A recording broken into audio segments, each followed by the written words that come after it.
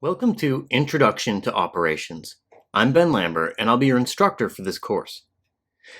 The goal of this course is to introduce you to some of the areas of concern that operations engineers have to consider. So, this way it will give you a solid foundation to build on in future courses.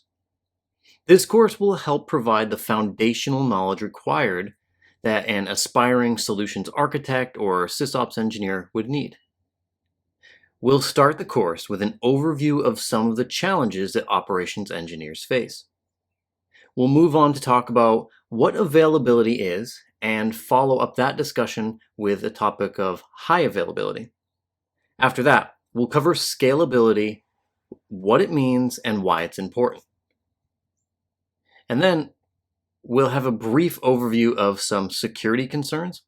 We won't focus too much on security in this course because it's an important enough topic to warrant its own future course. We'll talk about what infrastructure as code is and why it's so valuable. And then we'll talk about monitoring and how it helps to ensure everyone has the data they need to make sound decisions.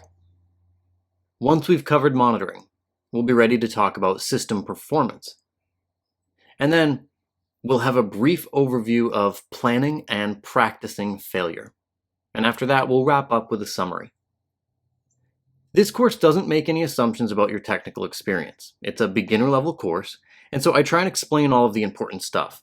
However, if you have some sort of technical background, if maybe you're a developer or sysadmin, then the concepts are possibly going to be easier to understand.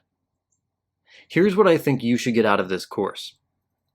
By the end of it, you'll understand a bit more about some of the concerns operations engineers have to deal with. You'll know why availability is important, and you'll also know why scalability is important. You'll be able to identify some of the places where bottlenecks can degrade system performance, and you'll be able to identify a few security concerns as well.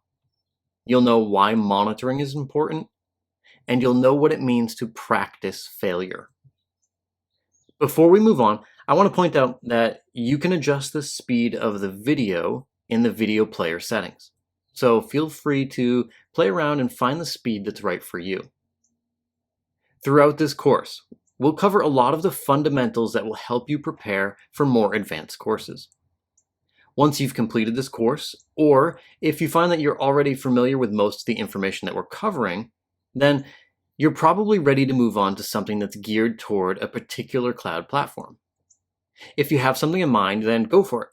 If not, then I recommend you start with something like the AWS Solutions Architect Associate Learning Path. It's going to serve as a practical application of the knowledge in this course. So, if this course sounds interesting to you, let's get started.